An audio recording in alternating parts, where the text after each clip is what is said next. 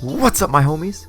It's Edible Buckets, and today, let's dive headfirst into each NBA playoff round 1 matchup. We'll be checking out how each team has fared against each other this season and in recent history, who played well, and who may have an edge in the 7-game series. I also might be throwing in my official predictions towards the end of each series segment. And well, without further ado, let's dive in.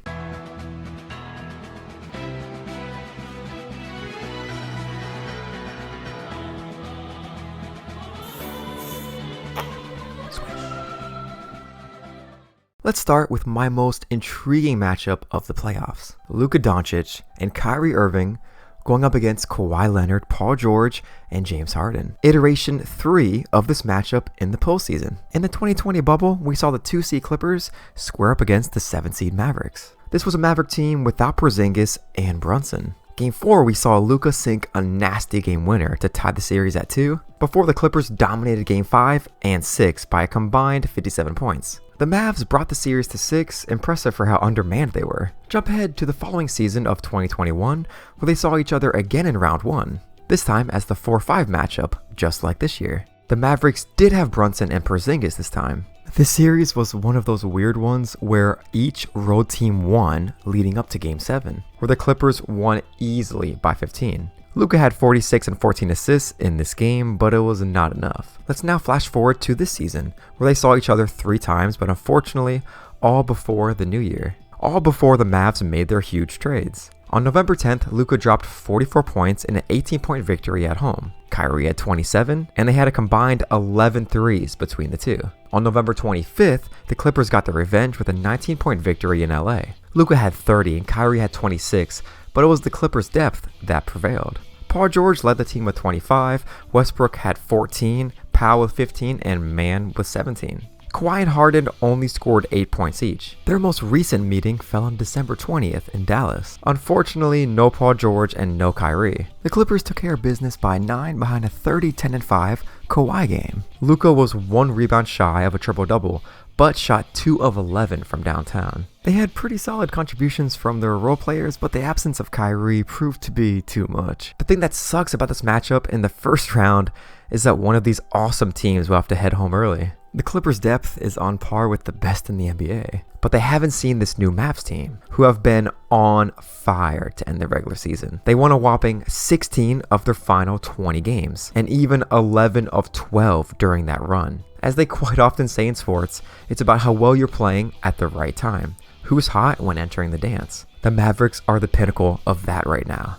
Luka lost to the Clippers in the bubble in 6, the following year in 7, so he's trending in the right direction. 3rd time's the charm? I feel like it's time for the Mavs to get over the Clipper hump. Even though I'm a fan of the Clippers, I'm going to take Mavericks in 7. I kinda already regret that decision. How could this deep of a Clipper team lose in the first round? Well, it is the Wild West after all. Anything's possible. I'm genuinely gonna be a little sad for whoever loses this series. So before we go on to the next series, I totally forgot to mention the status of Kawhi Leonard. He's listed as questionable for Game 1 after getting an injection in his knee to reduce inflammation. I just found out that he hasn't played in a game since March 31st, which petrifies me as a genuine fan of this team. I really hope he's able to at least go for Game 2 and onward, just for the sake of this awesome matchup. I'll stick with my Mavs in 7 prediction, but come on Clippers, prove me wrong, because I need you to beat Denver in West Finals. Let's now adjust our focus to another series from the Wild West. The Phoenix Suns and the Minnesota Timberwolves. As I'm sure most of you remember, they just played each other in Minnesota on April 14th. The Suns spanked the Wolves by 19 behind a 36-piece from Beal. He went 6 of 6 from 3. One excuse you could say is that Cat just came back from injury, but the Suns decimated the Wolves by 18 back on November 15th, and that was without Bradley Beal. Durant and Booker had 31 each. They also beat the Wolves a couple weeks back on the 5th of April. This was by 10. And to put a death cherry on top of it, last season the Wolves went 1-3 versus Phoenix. So if you're a Wolves fan, this is one of the last matchups you wanted to see going into round 1. I can't not pick Phoenix, but I really do hope the Wolves make it an entertaining series, as whoever moves on plays the winner of Denver and LA. I'ma go Suns in 6, but damn, Anthony Edwards has been ridiculous this year. It's super hard to count him out this early on. Man, so many good teams are going to be eliminated off the bat in the West. It's insane. Okay, since I haven't finished this video yet, I wanted to come back to this and do a quick update. The Timberwolves are currently smacking Phoenix in game 1 right now by 16. It seems that the Wolves wanted their revenge after the previous 7-8 meetings. Playoff Ant is him? Question mark. He has 33 right now, and Gobert has 16 rebounds. How cool would it be if they defeated the Nuggets in round 2? Okay, I'm getting ahead of myself. On to the next series. Let's now shift our attention to who Minnesota and Phoenix would face in round 2. The defending champion Denver Nuggets versus LeBron and AD's Los Angeles Lakers. As everyone knows, the Lakers got swept by the Nuggets in last year's conference finals. But unfortunately for Lakers fans, it doesn't just stop there. In their last 8 meetings, the Nuggets have defeated the Lakers by an average of 8.375 margin of victory, with the Lakers' last victory coming on December 16th of 2022, where they won by 18 behind a LeBron 39-4 game. If anyone is picking the Lakers, they gotta be a LeBron or diehard Laker fan, which I respect, but I think for any team, the last matchup you want is round 1 versus Denver. The only chance I could see Denver losing is if they lose a key piece to injury. Then again, the Lakers did beat Murray and Jokic in the bubble. Anthony Davis did need to hit a game winner in game 2, but the Lakers eventually won in 5. Although the Nuggets didn't quite have some key pieces from their eventual title run. Without KCP, who was actually on the Lakers at the time, and no Aaron Gordon as he was still in Orlando. I got the Nuggets in 5. I think a moderately energized LeBron, who hasn't gone through the gauntlet of the NBA playoffs quite yet, will definitely get at least 1 against Denver. Now, before jumping into the Eastern matchups, let's quickly cover the 1-8 matchup of New Orleans and Oklahoma City. OKC won the season series 2-1, and the one game that they lost was by 4 back on November 1st. The crazy thing about this game is that the Thunder were up 33-14 after the first quarter, and still managed to lose. But that was without Brandon Ingram, who will be one of the Pelicans' focal points on offense now that Zion is out. I think the Thunder will cruise in this series, but the Pelicans will take a game. Fun fact, they played each other in the 9-10 play-in matchup last season. The Thunder won this game in New Orleans by 5. Time for the Eastern Conference, where the Orlando Magic find themselves back in the playoffs. They made a short appearance in the bubble, but haven't won a series since 2010. They square up with the Cleveland Cavaliers, who haven't won a playoff series themselves since LeBron left in 2018. Their season series is tied at 2 games apiece. Last season, the Cavs swept the season series 4-0 by an average margin of 12.5 per victory. This was obviously before Orlando's breakout season this year. To be honest, I'm writing this portion of the video right after Game 1. Where the Cavs easily held off the Magic by 14. Behind a 30-piece by Mitchell, the Magic really struggled scoring today, shooting 32.6%. They did go to the free throw line more than Cleveland, but missed 11 free throws, going 19 for 30 from the strike. I think a part of this is getting accustomed to playoff basketball for a lot of these young players. I believe the Magic will keep the series interesting as they have an awesome defensive team, which usually pans out well for playoff basketball. But the Cavs are lethal offensively, and they're hungry to win a series after that downfall last year versus New York. I'll say Cleveland in 6. Let's now dive into one of the treats of the Eastern Conference. The 3-seed Bucks versus the 6-seed Pacers. Unfortunately, Giannis is currently injured with some Achilles tendonitis, and he could be out 2 to 4 weeks. Sucks because the series would have been stellar, as their rivalry has really heated up this regular season. Giannis dropped 64 and 14 rebounds on December 13th, but for some reason he's still looking for his ball. The Bucks won by 14, but they didn't win any other meeting with the Pacers this season. On November 9th, they were pretty close to beating Indiana as Giannis had 54 and 12. Dame did not play this game. Last season, the Bucks went 3-1 versus the Pacers, but this was with the likes of Drew Holiday on their side, and Indiana did not have Halliburton for any of those 4 meetings. So, in summary, the Bucks haven't beat the Pacers with Halliburton, except when Giannis dropped 64. And without Giannis most likely being able to suit up at all for these games, it's damn near impossible to pick the Bucks. I think the Bucks will keep it a little competitive, since usually when Giannis is out, the Bucks tend to score a lot this season, but obviously are atrocious defensively.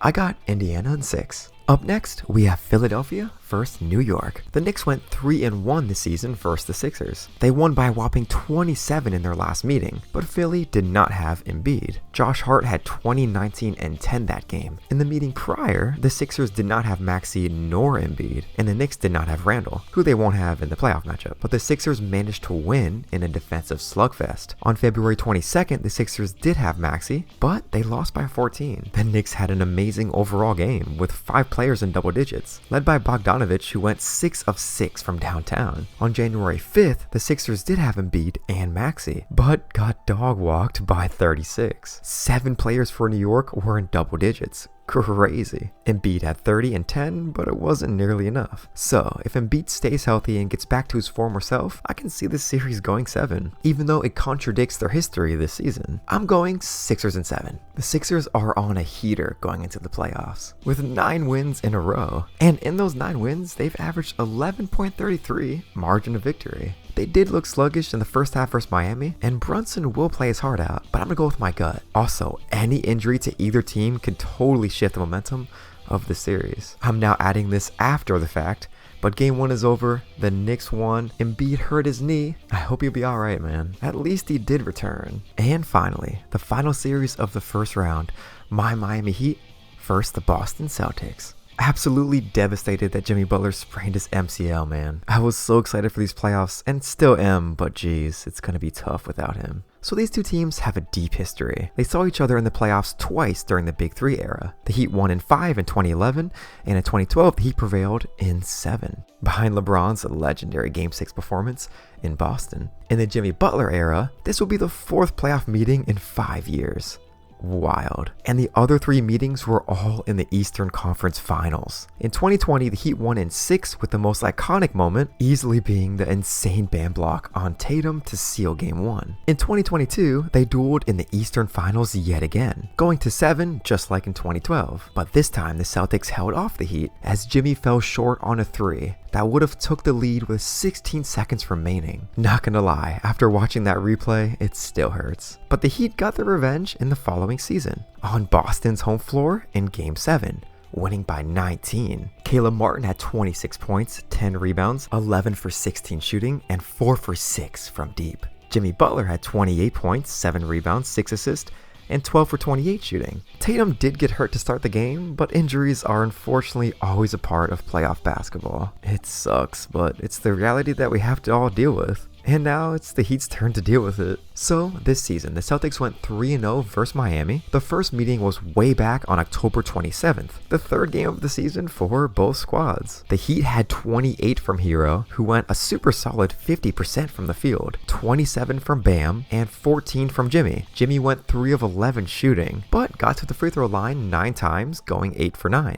The Celtics had 28 from Derek White, 27 from Jaylen Brown, and 22 from Tatum. They won by 8. Obviously, no Jimmy Butler for the series, but the Heat may potentially have Terry Rozier back, who was traded to us on January 23rd. We played Boston 2 days after this trade on the 25th. The Celtics destroyed us by 33, but Terry was getting accustomed to playing for his new teammates. Their final meeting this year was in Miami on February 11th. The Heat actually did not have Jimmy Butler for this game, so it could be a good sample for this series. Tatum, Brown, and Porzingis all were over 20 points, while Hero led the Heat in scoring once again with 24, and Bam right behind him at 22. Caleb Martin was efficient with 6 of 12 shooting, 15 points, and 8 boards. Terry went 13, 4, and 6, but he got injured with 4 minutes to go in the 3rd quarter. He unfortunately did not return for the rest of the game. And Duncan had 15, who finally just came back for the Heat against Chicago from a back injury. So on paper, the Celtics should win the series at least in 5, but you can't count out Coach Spo,